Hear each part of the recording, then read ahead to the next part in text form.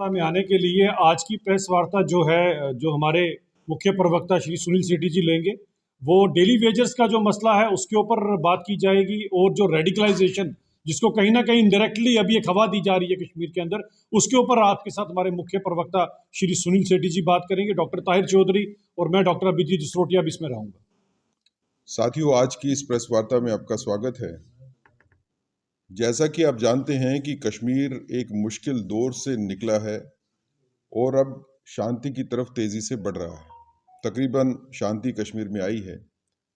लेकिन कश्मीर ने वो दौर भी देखा है कि जब रेडिकलाइज किया गया सोसाइटी को, और रेडिकलाइजेशन के नाम के ऊपर वहाँ पे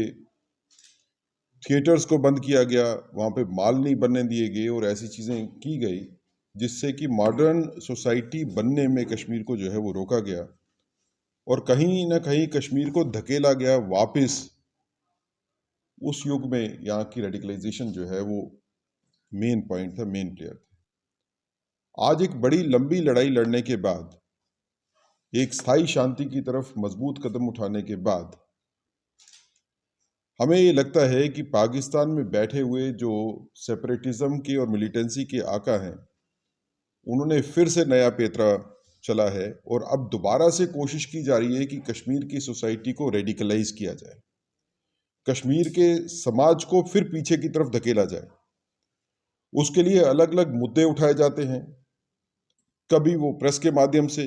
कभी वो अदालतों का इस्तेमाल करके, कंप्लेंट्स फाइल करके, और अनफॉर्चुनेटली जो इलेक्टेड रिप्रेजेंटेटिव्स हैं वो भी उन मुद्दों को आगे ले जाने में एक बड़ा रोल जो है उनका भी नेगेटिव रोल हमारे को दिख रहा है, कि जिससे सोसाइटी की रेडिकलाइजेशन जो है उसको बढ़ाने की कोशिश है। भारतीय जनता पार्टी ये समझती है कि कश्मीर का भविष्य दृढ़ टूरिज्म के ऊपर, एक मजबूत इकोनॉमी के ऊपर टिका हुआ है।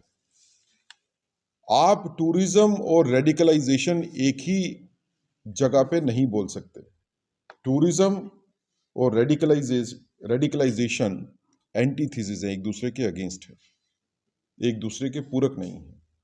आप बाकी पूरे हिंदुस्तान के लोगों को, पूरी दुनिया के लोगों को इनवाइट करते हो कि टूरिस्ट के नाते आप कश्मीर में आइए, लेकिन बात करते हो सोसाइटी को उसके साथ ही रेडिकलाइज करने की, फिर पीछे लेके जाने की। तो ये दोनों चीज़ें इकट्ठी नहीं चलेंगी। कश्मीर के समाज को और कश्मीर के वो पॉलिटिकल जमात और नॉन पॉलिटिकल जमात को समझना पड़ेगा कि कश्मीर को आगे बढ़ना है, और कश्मीर को अगर आगे बढ़ना है तो वो जो सभ्य समाज जैसे बाकी सब आगे बढ़ रहे हैं, उसी तरीके से, उसी ढंग से हमारे को आगे बढ़ना पड़ेगा। दूसरी बात जिसके ऊपर हम चर्चा करना चाहते हैं वो है डेली वेजर्स का मुद्दा। डेली वेजर्स का मुद्दा काफी सालों से चर्चा में भी है, और डेली वेजर्स लगातार ये कोशिश कर रहे हैं कि उनकी रेगुलराइजेशन जो है वो हो, और उनको गारंटी हो रेगुलराइजेशन की। भारतीय जनता पार्टी ने भी अपने मैनिफेस्टो में ये चीज़ रखी थी कि अगर हम इलेक्शन जीत के गवर्नमेंट बनाएंगे तो हम सिस्टमेटिक ढंग से रेगुलराइज करेंगे सारे के सारे डेली वेजर्स, कंट्रेक्चुअल एम्प्लॉइज और बाकी जो लोग जो हैं अस्थायी रूप से जो काम करते हैं। और तकरीबन इसी तरह का मौक़िफ़ जो है वो नेशनल कॉन्फ्रेंस के मैनिफेस्टो में भी था। लेकिन आज जब डेली वेजर्स रेगुलराइजेशन की बात करते हैं तो उनको रेगुलराइजेशन की बात न करके उनको सिर्फ लॉलीपॉप दिया जाता है कि हम कमेटी बनाएंगे जो 1 साल तक जो है वो फैसला करेगी। और उसका रिजल्ट ये हुआ कि डेली वेजर्स, अब जैसे पीएचई वाले हैं, वो थ्रेट करते हैं कि हम हड़ताल कर देंगे। आप समझिए कि पीएचई वाला डेली वेजर अगर हड़ताल करता है तो पूरी की पूरी सोसाइटी को कितना नुकसान होगा, कितनी कष्ट जो है वो सोसाइटी को झेलने पड़ेंगे। तो Bharatiya Janata party national conference government को कहती है कि आप इन डेली वेजर्स के साथ इमीडिएटली वार्ता कीजिए। पीएचई के डेली वेजर्स जो एजिटेट कर रहे हैं और कहते हैं कि हम हड़ताल करेंगे, इससे पहले कि डैमेज हो जाए, इनके साथ बातचीत होनी चाहिए। और जो आपने मैनिफेस्टो में कहा था कि आप एक एक्ट पास करोगे रेगुलराइज करने का, उसको एक्ट को पास कीजिए। इसको ठंडे बस्ते में डालने की कोई ज़रूरत नहीं है, और ये लोगों की आकांक्षाओं के खिलाफ है। तो एक जो कोशिश की जा रही है भारतीय जनता पार्टी की तरफ से, भारतीय जनता पार्टी की सेंट्रल गवर्नमेंट की तरफ से, एलजी एडमिनिस्ट्रेशन की तरफ से, कि जम्मू कश्मीर में स्थायी शांति की स्थापना हो, टूरिज्म को बढ़ावा मिले,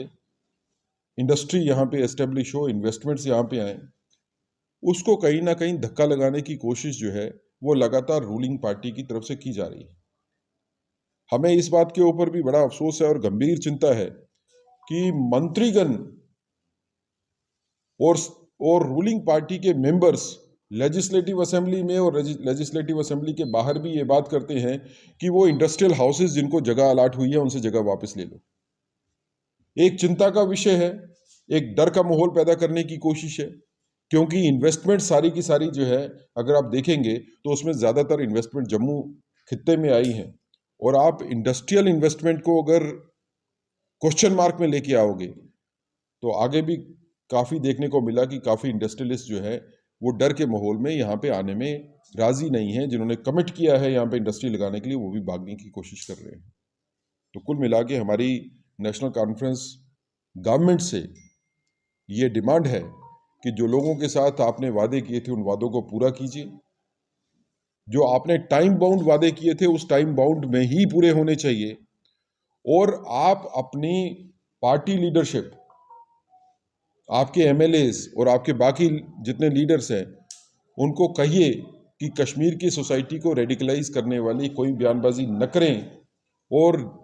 ऐसे बयान भी ना दें कि जिससे इन्वेस्टमेंट जो आई है जम्मू कश्मीर में वो जम्मू कश्मीर से इन्वेस्टमेंट जो है वो वापस हो जाए।